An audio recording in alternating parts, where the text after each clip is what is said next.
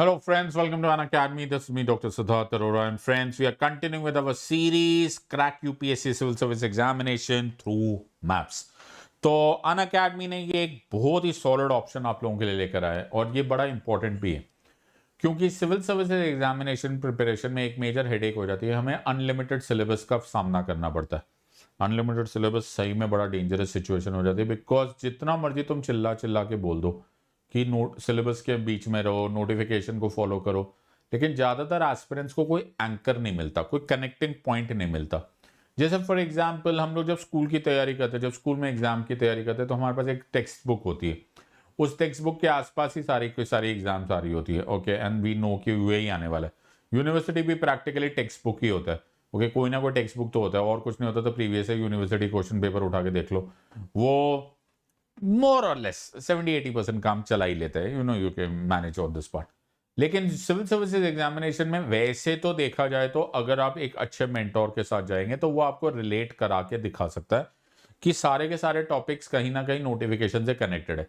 लेकिन एक आम एस्पिरेंट के लिए थोड़ा सा मुश्किल हो जाता है and he feels he has a trouble trying to understand कि ये कहाँ से मैं पढ़ूं यार, ये कौन सा ये कुछ पूछ रहे हैं, फिर कहीं और से टॉपिक आ जाता है, फिर कोई और टॉपिक आ जाता है। अब इस सिचुएशन को करने के लिए साइकोलॉजिस्ट एक चीजों को बताते हैं और उसको बोलते हैं anchoring. You anchor your thought to something, you anchor it, alright, उसको अटका दो। और कहाँ अटकाओगे? अब बहुत सारी चीजें होती है, किसी भी वेरिएबल को अटकाना है तो कोई कांस्टेंट चीज उठा लो। कांस्टेंट चीज उठाने के लिए मैप बहुत सॉलिड साथ दे सकता है तुम्हें। कैसे दे सकते हैं जी? तुम्हें अमेरिका दिख गया मैप पे, अब अमेरिका से रिलेटेड जितने इंटरनेशनल रिलेशन वाले टॉपिक है सारे पढ़ लो। Okay, I am just giving an example. America से रिलेटेड, यूएसए से रिलेटेड जितना भी कॉन्सेप्ट ऑफ कॉन्स्टिट्यूशन है सारे याद कर लो। तो प्रैक्टिकली वो कॉन्स्टिट्यूशन से रिलेटेड सेपरेशन ऑफ पावर्स वहां से आ जाएगा, प्रीएम्बल वहां से आ जाएगा, डॉक्ट्रिन ऑफ जुडिशियल रिव्यू वहां से आ जाएगा, impeachment of the president वहां से आ जाएगा, office of vice and so on and so fourth. Similarly international relation, तुम क्वाड को डायरेक्टली इनडायरेक्टली यूएसए से रिलेट कर सकते हो, नेटो को वहीं से रिलेट कर सकते हो, वॉशिंगटन ट्रीटी को वहीं से कर सकते हो, and so on and so forth. There is no end to it. Hegemony वहीं से पढ़ना है, कोल्ड वॉर वहीं से पढ़ना है, and you can just keep on going on. ये मेथड मुझे बड़ा अच्छा लगा। तो जैसे मेरे को मुझे पता चला कि अन अकेडमी ने इतना अच्छा ऑफर, ये तरीका निकाला है, तो मैंने सोचा मैं भी ऐसे ही करूंगा। पॉलिटी गवर्नेंस इंटरनेशनल रिलेशन को मैं तुम्हें through the agency of maps पढ़ाऊंगा और तुम्हारी लग गई है लॉटरी, क्योंकि मैं तुम्हें पढ़ाऊंगा 24 कैरेट रॉक सॉलिड, यहां पढ़ाऊंगा करंट अफेयर्स, प्लस क्लास में पढ़ाऊंगा स्टैटिक। दोनों हो जाएंगे कनेक्ट और तुम पहुंच जाओगे मसूरी। तुम्हारी होने वाली lottery. Please don't miss one video. एक भी वीडियो तुमने यहां पर मिस नहीं करना है, और अनटिल अनलेस तुमने टाइम वेस्ट करना है इधर उधर तो मैं कुछ कह नहीं सकता। Otherwise this is going to be a game changing moment for you. So we are on An Academy, the largest online learning platform in India with the best of the best educators from all over India on one platform. और ये केवल polity की बात नहीं है, polity, governance, international relation, history, geography, ethics, economy, name it, everything is available on one platform. चाहे वो prelims हो, चाहे मेंस हो, चाहे ऑप्शनल हो, चाहे इंटरव्यू, हम आपका लास्ट डे तक साथ देंगे। Don't miss this opportunity. So मैं हमेशा यही बात बोलता हूँ और ये मेरी थीम लाइन हो गई है। और ये कवि दुष्यंत कुमार साहब की बहुत ही अच्छी लाइन है कि बहुत टफ एग्जाम है, माना माना माना कि इसकी प्रोबेबिलिटी बड़ी खतरनाक है यार, 10 लाख में से 1000 स्टूडेंट्स भी नहीं पास होते, लेकिन कौन कहता है कि आसमां में सुराख नहीं होता, एक पत्थर तो तबीयत से उछालो यारो। तो कवि दुष्यंत कुमार की इन्हीं पंक्तियों से हम मोटिवेशन पाएंगे और एक पत्थर तबीयत से उछालेंगे। Let us hit this exam very hard, और मैं तुम्हारा साथ दूंगा लास्ट डे तक। Don't miss this opportunity. और इसी लाइन को पकड़ के स्टार्ट करते हैं कुछ major announcement. Ultimate batch for UPSC CSC 2023 bilingual start हो चुका है। बाइलिंगुअल बाइलिंगुअल यानी कि हिंदी और इंग्लिश दोनों में पढ़ाया जाएगा, और ये बहुत ही काम का होता है। मेरी क्लासेस में इतने स्टूडेंट्स आ जाते हैं कि सर्वर जाम होने लग जाता है। मुझे बड़ी खुशी है कि मेरे स्टूडेंट्स ने प्रीवियस कुछ सालों से ऑसम रिजल्ट प्रोड्यूस किए और वो ये रिजल्ट्स दिख रहे हैं। अन अकेडमी के ऊपर 50 लोगों ने सवाल उठाया कि कैसे पढ़ा देंगे ऑनलाइन, क्या आएगा रिजल्ट। हमारे रिजल्ट्स हमारी गवाही खुद दे रहे हैं। So make sure that you don't miss any of these opportunities, be a part of our courses. आपने कोर्स यूज ज्वाइन करते टाइम यूज करना है SIDLIVE, SIDLIVE। ये वो कोड है जिसकी वजह से largest team on Unacademy बनी है, तुम्हें इमीडिएट ह्यूज डिस्काउंट मिलेगा। Don't miss this opportunity at all. October extension offer भी चल रहा है, जिसमें तुम्हें हर टाइम तुम सब्सक्राइब करोगे तुम्हें 3 महीने का सब्सक्रिप्शन फ्री में मिल जाएगा। और क्या चाहिए तुम्हें? Use the code said live, don't miss this opportunity. मैं तुम्हें फिर बार बार बोल रहा हूं, मैं बार बार बोलता रहूंगा जब तक तुम अपना फायदा नहीं उठाओगे। ये तुम्हारे फायदे की चीज है, हम तो पढ़ा ही रहे हैं, जितने तुम आओगे तुम्हारा ही फायदा है। Make sure that you don't miss this opportunity. This is a special offer for all UPSC CSC prelims of 2023 aspirants. 9 months का कोर्स है, 9 मंथ्स। हमने यूट्यूब पर 9 मंथ की एक तुम्हारे साथ स्ट्रैटेजी भी शेयर की है। 9 मंथ्स में तुम हमको अपने आप को रियलिस्टिक चांस दे सकते हो क्रैकिंग दिस एग्जाम। 50,000 का ऑफर, 45,000 में तुमको कोर्स मिल जाएगा। और तुम्हें चाहिए क्या? Please don't unnecessarily waste your opportunities. CSAT की तो आजकल हेडेक हो रही है कि यार सीसैट कैसे क्रैक करेंगे। Unacademy is giving you that opportunity. कभी वीडियो गेम के थ्रू उस एक्साइटमेंट के लेवल पे भी तुम एग्जाम की तैयारी कर सकते हो, ऐसा किसी ने सोचा नहीं था। अनअकैडमी कम्पीट पर तुम ये भी पा सकते हो। Unacademy civil services championship is also back, please don't miss that also. And you can also, even if you have a financial problem, don't worry on this, तुम्हें मिल जाएगा 0% EMI पर लोन। और ये है अनअकैडमी अल्ट्रा कॉम्बैट, जो 22 अक्टूबर को 11 AM है। Exam centric preparation तुम्हें मौका देगा। Please don't miss any of these opportunities. Test series available, everything is available on Unacademy. You are a wise gang of students my friends, take a wise decision. आपने सिर्फ code याद रखना है, SID live, SIDLIVE, और start करते हैं। Okay, सो आज earth rotate हो रहे हैं।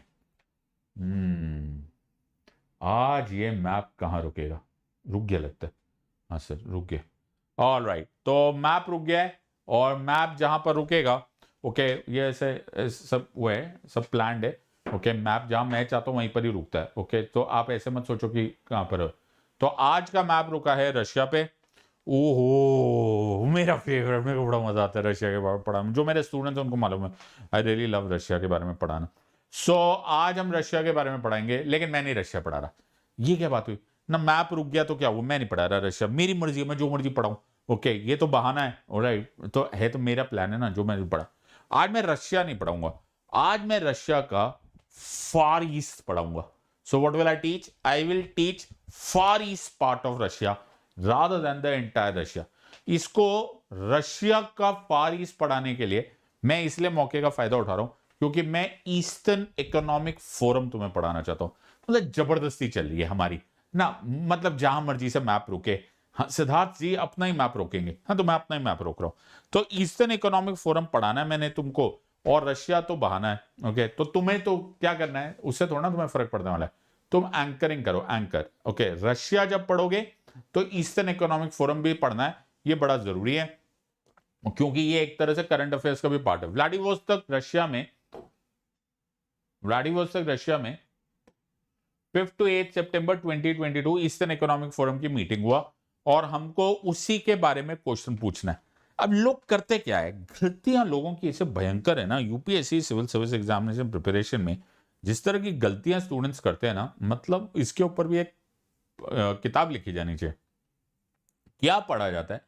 इररिलेवेंट चीजें पढ़ी जाती है, और वो टॉपिक पढ़ा जाता है जो कभी पूछा भी नहीं जा रहा है। और ऐसी ऐसी बातें करेंगे, सर आपको मालूम है रशिया के पास एक ऐसी मिसाइल है जो ऐसे तेज उड़ती है ना, ओए हुई, उड़ते हुए जाती है, फिर लेफ्ट हो जाती है सर, फिर राइट हो जाती है, फिर ऊपर जाती है, फिर रडार से ऐसे राइट से गायब होते होते धोम करके फायर कर देती है। भाई ये नहीं पूछने वाले यूपीएससी सिविल सर्विस एग्जामिनेशन में। रेलेवेंट टॉपिक रखो, बड़ा ही बोरिंग और टेक्निकल रहो, because that is what UPSC actually is expecting out of you. So unnecessarily drama में यूक्रेन वॉर हो रहा है जी, यूक्रेन वॉर में सर आपको मालूम है 4 वहां से रेजिमेंट्स आ रही है, 3 रेजिमेंट्स इस साइड पे खड़ी है, 2 टैंक उसके पास है, इसके पास तो बंदूक की खत्म हो गई है, अब होएगा। मैं अरे यार ये सब नहीं पूछने वाले यूपीएससी में।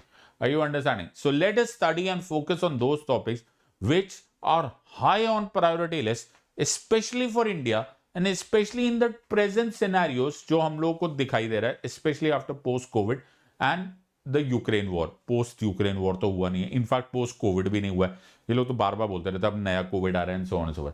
सो हम ईस्टर्न इकोनॉमिक फोरम पढ़े, रूल्स है, ओके, रूल्स है, सब कुछ मैप के थ्रू पढ़ाया जा रहा है, तो मैं ये पार्ट पढ़ा रहा हूं, so I am teaching this part, okay.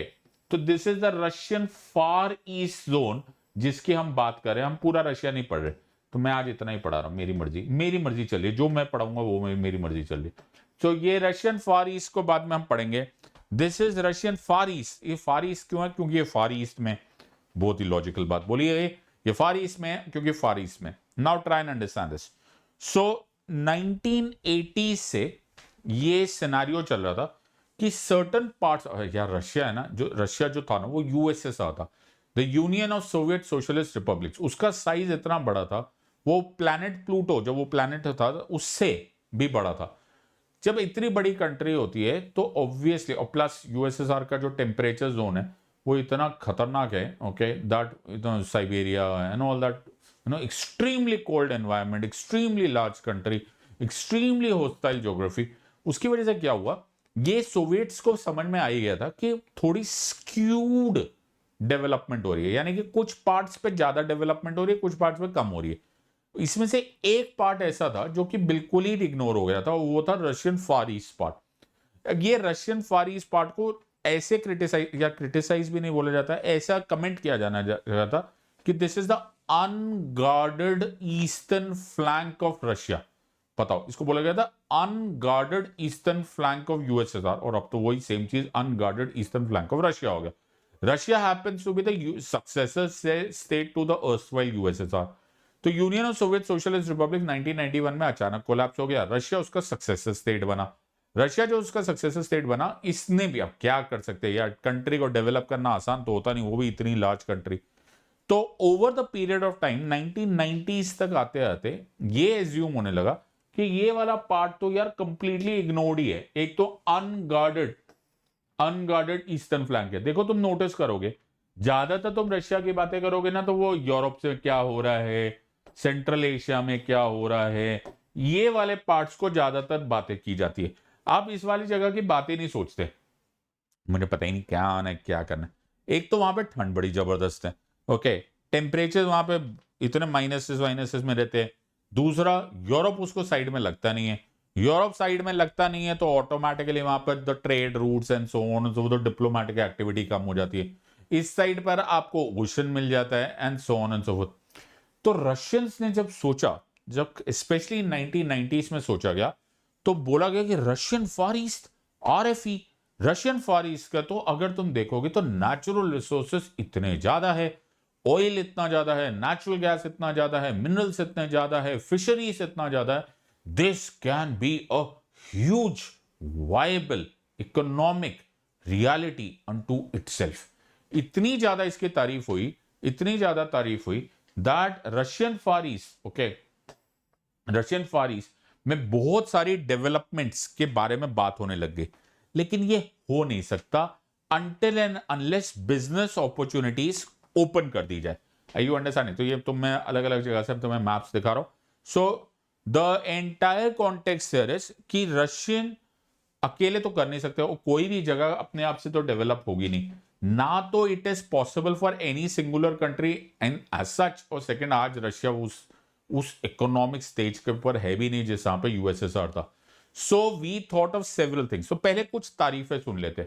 So eastern economic forum क्या है? इट इज अ की international platform for establishing and strengthening ties with in the Russian and global investment communities and for comprehensive expert evaluation of the तुम्हारी तो lottery लग गई, सीधा सीधा answer देना। Economic potential of the Russian far east, the investment opportunities it offers and business conditions with in an advance special economic zones. Eastern Economic Forum was established by the decree of the President of Russian Federation, Vladimir Putin, in 2015 to support the economic development of Russia's Far East and to expand international cooperation in the Asia Pacific region. तुम्हें लग रहा होगा sir हम लोग Russian civil services examination दे रहे हैं कि हम लोग यूपीएससी दे रहे हैं। समझने की कोशिश करो, मैं कुछ भी ऐसा नहीं पढ़ाऊंगा जो रेलेवेंट नहीं होता, मेरी आदत ही नहीं है। ओके, मैं सिंप्लीफाई करता हूं सब्जेक्ट को ट्रिवियलाइज नहीं करता।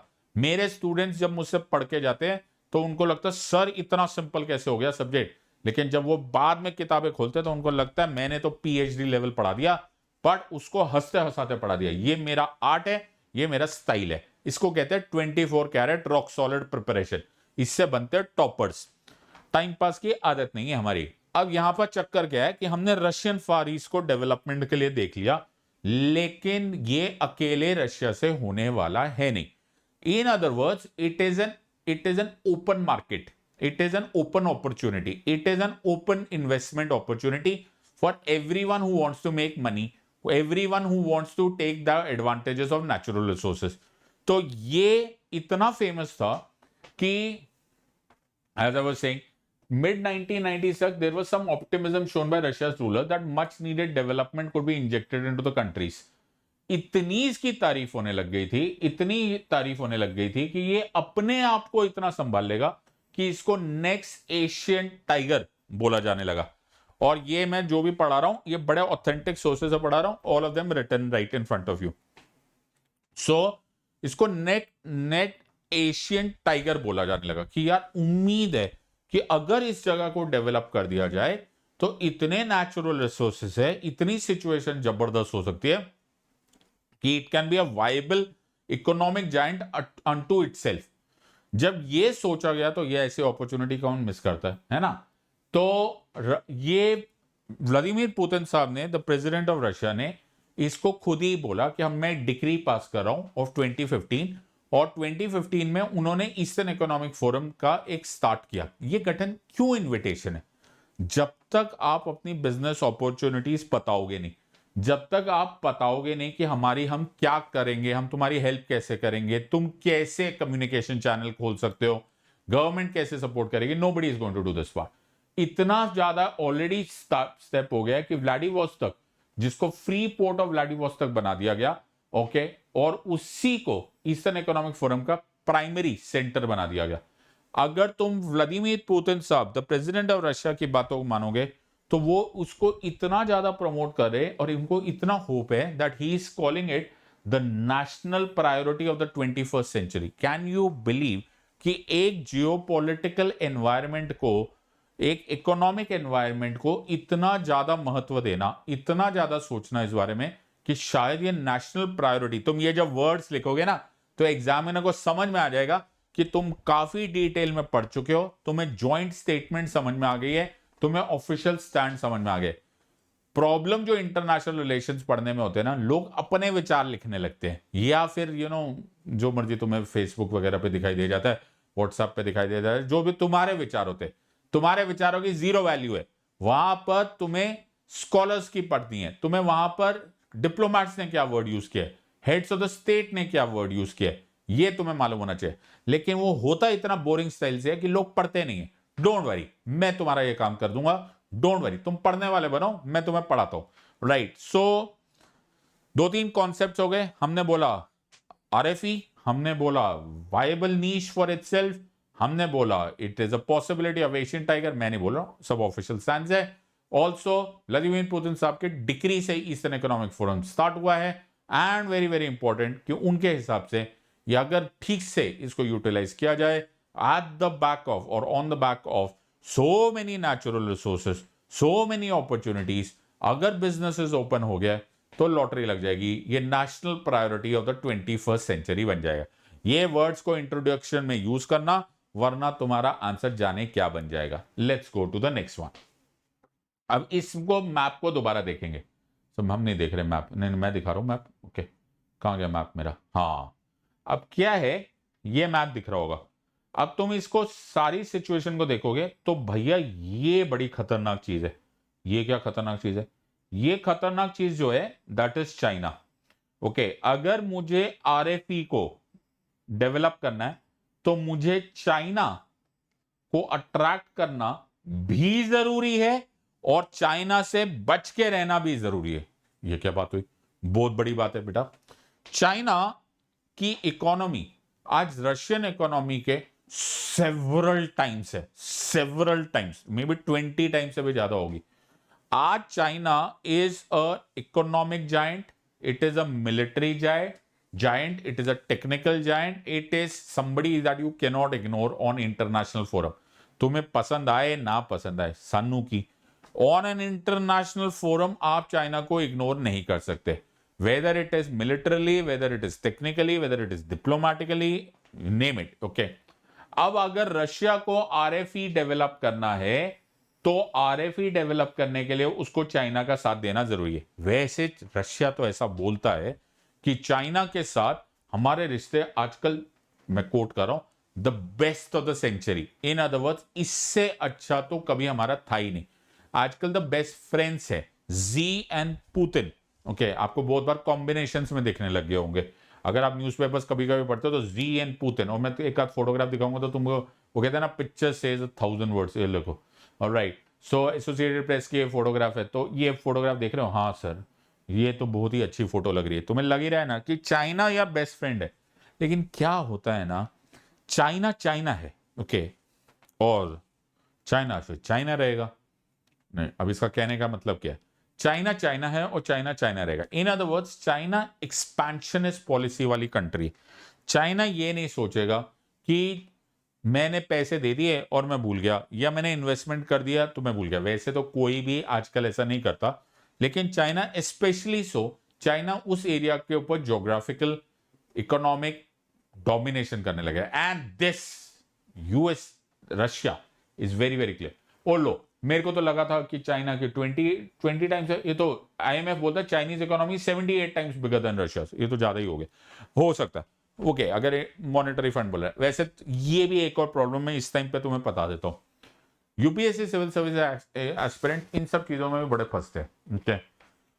सर आपने बोला था 20 टाइम्स, मेरे हिसाब से 24 टाइम्स, मेरे हिसाब से 35 टाइम्स, मेरे हिसाब से 78 टाइम्स। नो बडी केस, नो बडी केस, ये तुम्हारा ये केबीसी नहीं चल रहा, कौन बनेगा करोड़पति नहीं चल रहा। तुम्हें इतना मालूम होना चाहिए कि Russian economy is dwarfed as compare to Chinese economy. तुम्हें सर चाइना के पास ना सर 212 टैंक है, रशिया के पास ना 227 टैंक है। Nobody cares, nobody is going to be interest. तुम्हें इंटरनेशनल रिलेशंस पढ़ाया जा रहा है, तुम्हें तोल मोल के बोल नहीं खिलाया जा रहा। ये सारे चक्करों से हट जाओ, okay. Nobody is going to ask कितने परसेंटेज डाउन हुआ। सर इंडिया में जो गवर्नेंस इंडेक्स ना 2 सर मेरे को लगता है मेटरनल मोर्टालिटी रेट ना सर 2.75 ना 2.76। डोंट डू ऑल दिस, यहीं पर हमारा सारा का सारा ब्रेन चले जाता है और तुम्हारा एग्जाम का आंसर कुछ और ही एक्सपेक्टेड है। सो साथ में रहो मेरे, मैं तुम्हें बताता हूं what is expected out of this. Either way, Moscow is aware of the risk to its economic sovereignty of becoming over-dependent on its dynamic, powerful neighbor. Accordingly, Russia has tried to balance China's weighty imprint on RFE and by wooing South Korean and Japanese investment and from India as well. मुबारक हो। अब तुम्हें समझ में आएगा कि मैं तुम्हें ये क्यों पढ़ा रहा हूं। और थोड़ी देर पहले तो लग रहा था कि मैं तुम्हें रशियन पब्लिक सर्विस एग्जामिनेशन के पार्ट बना रहा हूं। नो, तो इंडिया का रोल क्यों है? क्योंकि रशिया एक्चुअली चाहता है इंडिया है इस गेम में। एक्चुअली रशिया के साथ साथ रशिया को मालूम है कि उसको चाइना की जरूरत है, लेकिन उससे यह भी बात मालूम है that you have to balance one country entering with all the might that China has, it can become a very dangerous thing for Russia, जो कि सेम गलती पाकिस्तान ने की हुई है। पाकिस्तान ने सेम गलती चाइना के साथ की हुई है। What has Pakistan done? Completely dependent upon China. You know, China Pakistan economic corridor, China, okay, development China, weapons China, हो गया खत्म। One all eggs in one basket, and that too in the basket called China. China is an expansionist country, China is going to dominate. China के पास सारा का सारा program is with Pakistan, whether you believe it or not. Pakistan would never have like. So मैं जब पढ़ाता हूं तो एक बहुत अच्छा कोड है, जब China Pakistan economic corridor launch हुआ था तब प्राइम मिनिस्टर नवाज शरीफ थे। He had said that it will be a game changer, and I say quote, okay, game changer for Pakistan. Game changer तो है भाई साहब, लेकिन आज वो कोई और ही गेम है, वो नॉर्थ की जगह साउथ चली गई।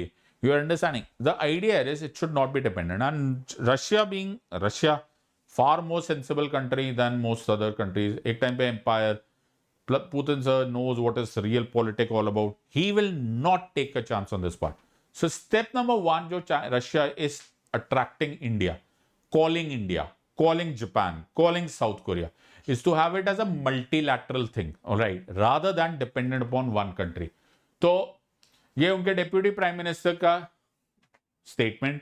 Above all else, the seventh Eastern Economic Forum, like the previous one, is a step forward in the development of the Far East.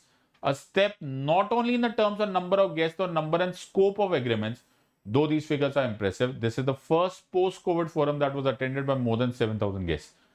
In other words, दो तीन मेजर प्रॉब्लम्स हो चुकी है जो हम सबको मालूम है, and we better acknowledge this, और तभी हमारा आंसर भी जमेगा. एक हुआ है पोस्ट कोविड. पोस्ट कोविड हमारी सिचुएशन ये चालू हो चुकी है कि supply chains, trade, globalisation, recession, the large number of layoffs, the challenges to food security, challenges to energy security, nobody can ignore. अब किसी को क्या पता था कि कोविड आएगा, और कोविड के साथ साथ यूक्रेन होगा, ये तो किसी ने अपने ख्वाबों ख्यालों में नहीं सोचा होगा. So now the situation here is the resilience, in the words of our Honorable Prime Minister Mr. Modi. ये वर्ड्स लिखते चले जाओ, तुम लोग बैठे मत, वीडियो मत देखते रहो. ओके, जो मैं बोलते जा रहा हूं लिखते चले जाओ कि रेजिलियंट सप्लाई चेन्स के होने की बड़ी जरूरत है. और वो जो सप्लाई चेन्स है और जो सोर्सेस है, जो एनर्जी सिक्योरिटी है, ये सब तब होगा जब हमारे पास और नए नए फोरम्स होंगे. तो ईस्टर्न इकोनॉमिक फोरम के पार्टिसिपेंट्स की अपॉर्चुनिटी क्या है?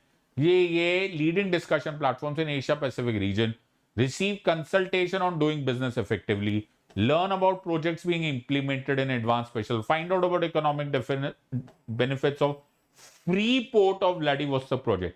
जैसे मैं तुम्हें ये बात बोलूंगा, मुझे उम्मीद है कि तुम्हें याद आ रहा होगा कि there is a talk going on of, or rather there is already a start on this part of the Vladivostok to Chennai maritime channel.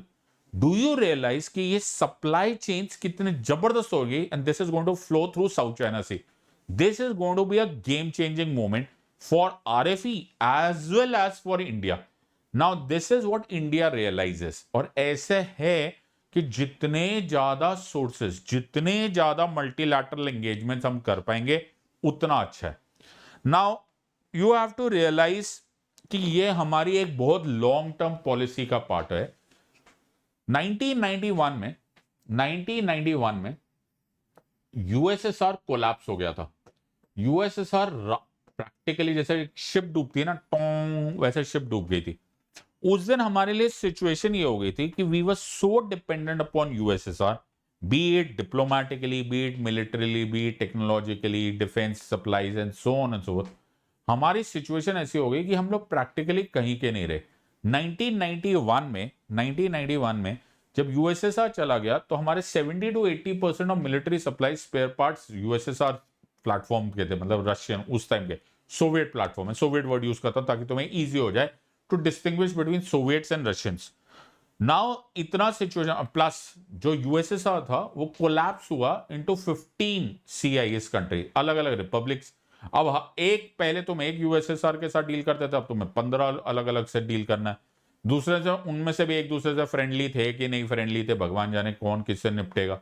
It became a diplomatic nightmare for all of us, right, at that time. Also हमारे दुश्मन तो वहीं के वहीं खड़े थे, China वहीं था, पाकिस्तान वहीं था, वेस्ट का प्रेशर था and so on and so fourth. In fact हमें क्रायोजेनिक इंजन देने से भी रशियन को थोड़ा सा प्रॉब्लम होने लगा था बिकॉज ऑफ द वेस्ट का प्रेशर. जो हमारे बीच में रूपी रूपल अरेंजमेंट चल रहा था वो भी कोलैप्स हो गया. ऐसे टाइम पर उस टाइम पर पीवी नरसिम्हा राव गवर्नमेंट के पास और कोई तरीका ही नहीं था. सो एक तो उन्होंने वो एलपीजी बजट पास किया जिससे थोड़ा बहुत तो वेस्ट को लगा कि नहीं यार ये तो कैपिटलिस्ट हो गए, नंबर 1. नंबर 2, उन्होंने एक पॉलिसी बनाने की कोशिश की जिसको बोला गया लुक ईस्ट पॉलिसी, कि जी और तो कोई दिशा दिख नहीं रही है. नॉर्थ में चाइना बैठा हुआ है, ओके, वेस्ट में पाकिस्तान है और बाकी सब तो हमारे खिलाफ है ही, साउथ में कुछ है नहीं, ईस्ट को देख लेते. इस पॉलिसी को लुक ईस्ट पॉलिसी बोला गया. ये लुक ईस्ट पॉलिसी प्रिंसिपली बहुत टाइम तक लुक ईस्ट ही करती रही जब तक तो प्रेसिडेंट नरेंद्र मोदी गवर्नमेंट नहीं आए. नरेंद्र मोदी गवर्नमेंट आया, नरेंद्र मोदी गवर्नमेंट ने बोला कब तक लुक ईस्ट करोगे, कुछ एक्ट भी कर लो. सो उन्होंने एक्ट ईस्ट पॉलिसी करना स्टार्ट किया जिसके बारे में हम आसियान वगैरह में बाद में पढ़ेंगे. ओके, अब ये एक्ट ईस्ट भी बड़ी सॉलिड है, लुक ईस्ट तो थी, एक्ट ईस्ट था, अब आ गया एक्ट फार ईस्ट पॉलिसी.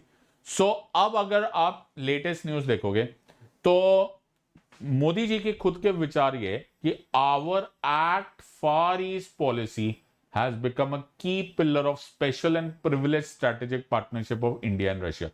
ये बड़ी इंपॉर्टेंट लाइन है, इनफैक्ट मैंने इसको लेबल भी कर दिया है। इसमें दो बात याद रखना। एक इंपॉर्टेंट बात है कि अब हम अपनी रशियन पार्टनरशिप को कैसे डिस्क्राइब करते हैं, ये कभी कभी वर्ड्स समझाया करो। ओके, ऑल्दो ये मैं यहां पर यूट्यूब के इतने से छोटी से क्लास में नहीं समझा पाऊंगा, लेकिन हमारी पहले क्या रिलेशनशिप, पहले थी सिर्फ कोऑपरेशन, फुल कोऑपरेशन। फिर हमारी हुई फ्रेंडशिप, पीस एंड कोऑपरेशन, जो 1971 अगस्त 1971 की है। फिर हमारी हुई फ्रेंडशिप एंड कोऑपरेशन जब बोरिस येल्सिन आए। फिर आए strategic, okay, revision of strategic partnership जो कि पुतिन साहब के टाइम में आई। अब आ रही है which is special and privilege strategic partnership. पढ़ने का स्टाइल होता है, ऐसे आईआर क्रैक किया जाता है जब तुम ऐसे आंसर लिखोगे। सो ये जब ईस्टर्न इकोनॉमिक फोरम पर मोदी जी वर्चुअली जब वो एड्रेस कर रहे थे, तो उन्होंने इतने अच्छे वर्ड्स लिखे that this is our act Far East policy. Whether we talk about international north south corridor, Chennai Vladivostok maritime corridor और the northern sea route, connectivity will play an important role. Modi ji ने ये बात बहुत जगह बोली है। I2U2 के टाइम पे यही बात बोली है, क्वाड के टाइम पे यही बात बोली है। We are saying this, SCO के समय यही बात बोली गई, और यही बात बोली गई कि सप्लाई चेन्स मैनेज करती है हमारे को। वो कहते हैं ना, दूध का जला छाछ को भी फूक मार मार के पीता है। Now the world must wake up कि जब ऐसा कुछ हो, पैंडेमिक हो, कोई वॉर हो जाए, स्पेशली आफ्टर यूक्रेन। मैं जब तुम्हें थोड़े टाइम बाद पढ़ाऊंगा तो इंटरनेशनल नॉर्थ साउथ कॉरिडोर के बारे में, तब चाबहार पोर्ट के बारे में, तब तुम्हें रियलाइज होगा कि ये सब इन्हीं इन्हीं झटकों की वजह से हम पूरा वर्ल्ड वेकअप कर रहा है कि यार एक छोटी से हादसा होगा, एक छोटा सा वायरस होगा, दुनिया में सारी सप्लाई चेन रुक जाती है। We have to be open to this part. The Ukraine conflict and COVID-19 pandemic have had a major impact on global supply chains. Shortages of food, grains, fertilizers, fuels are a major concern for developing countries. Since the beginning of the Ukraine conflict, we have stressed the need to path of diplomacy and dialogue. Modi ji is an internationally recognized leader. Why? Because he is understanding international problems. आज वो देश ही नहीं है, ऐसा कोई country नहीं रह गया जो अपने आप को इतना आइसोलेट करके बैठ जाए कि जी हमारे साथ तो कुछ होने वाला नहीं है, जो हो रहा है यूक्रेन में हो रहा है। No, everything which is happening in Ukraine is going to affect you. Everything which is happening in COVID-19 pandemic is going to affect you. Everything which is going to happen in South China Sea, we are going to be affected. So चाहे वो memorandum of understanding for Vladivostok and Chennai maritime channel है, ये सारी headache खत्म करेगी। It is going to pass through South China Sea. Do you realise कि this is a act for east policy? अगर तुम इन वर्ड्स को नहीं पकड़ोगे, तुम आंसर दे ही नहीं सकते, तुम पता नहीं क्या क्या लिख कर आ जाओगे। So there is multiple ways that you are understanding that Act Far East policy is going to allow India to look towards Russia as an alternate source of energy apart from the Middle East, which is escalating to the threats. जितने ज्यादा तुम्हारे पास forums होंगे, जितने ज्यादा तुम्हारे पास avenues of resources होंगे, उतना ज्यादा तुम्हारा वो all eggs in one basket वाला फंडा नहीं होगा। If you don't understand this part, you are going to be in very major trouble while you are writing an answer. तो एक act east, एक act far east. Why is RFE such a relevant part? Why are we studying it now? तुम्हें बताना है in the light of COVID-19 pandemic and Ukraine. Resilient supply chains. You have to understand कि global food shortages ना हो, हम Russia के साथ alternative source of energy रख पाए, हमें मिडल ईस्ट पर इतना ज्यादा डिपेंडेंट होने की जरूरत नहीं है, and we will also gain from investment in Russian far east. ऐसा पढ़ते हैं सब्जेक्ट। कीवर्ड्स पकड़ो, आंसर लिखो एंड गेट रेडी। इसको बोलते हैं, इतने शॉर्ट पीरियड ऑफ टाइम में मैंने तुम्हें पूरा का पूरा बैकग्राउंड बता दिया। तुम पूरा इंट्रोडक्शन लिख सकते हो, पूरा बॉडी लिख सकते हो, कंक्लूजन लिख सकते हो, वे फॉरवर्ड लिख सकते हो। तुम्हें क्वेश्चन व्लादिवोस्तोक से रिलेटेड भी आ सकता है, तुम्हें क्वेश्चन आरएफई से भी रिलेटेड आ सकता है, तुम्हें question India act for east policy से भी आ सकता है।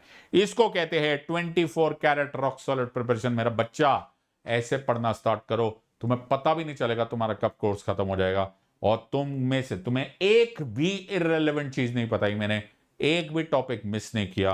This is how you study in the words of Unacademy.